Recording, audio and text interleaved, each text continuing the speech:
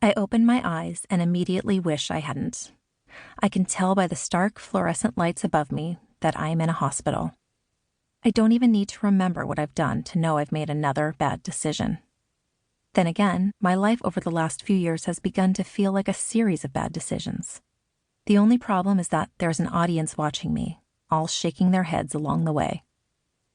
As the voices around me become more distinct, the details begin to emerge.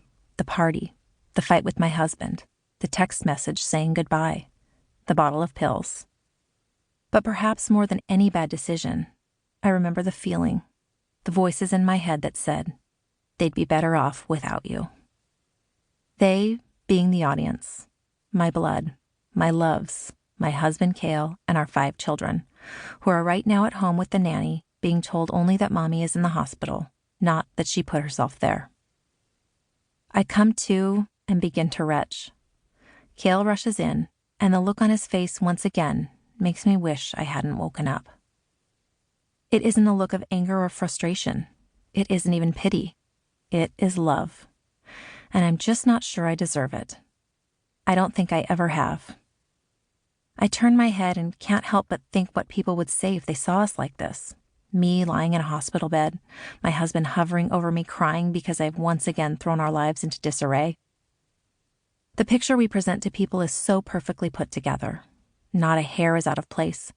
We show them our highlight reel, but we never show them this, our highlight reel. And it is killing us both. Highlight reel is my story, but as I have come to realize, once I started making good decisions, once I started saving my life, that it is many women's stories. We live in the picture of the best of us, but we fail to heal our worst. We fail to heal the traumas that make us, like me, open up a bottle of pills and think Cale and the kids would be better off without me. We fail to heal the addictions and behaviors and fears that drive us into living lives that aren't really ours. And for those of us who are married, we fail to heal the big gaping wounds we brought into our marriages, and we're surprised to find that, over time, they have gotten infected. We get sick and we stay sick.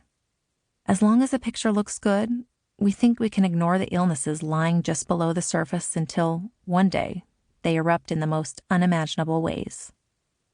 Most of us have been taught that if we just ignore a problem, it will go away. But that's not how trauma works. That's not how it gets healed. It is estimated that the human brain has 100 billion neurons, and each of these neurons connects to approximately 1,000 other neural networks.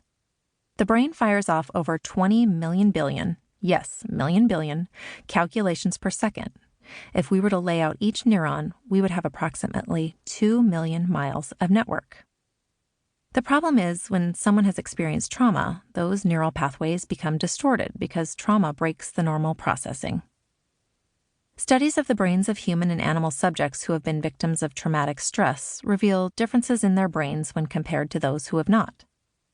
These changes in brain structure and physiology can affect our memory, our ability to learn, and the way we regulate our emotional reactions, social development, and even our moral growth.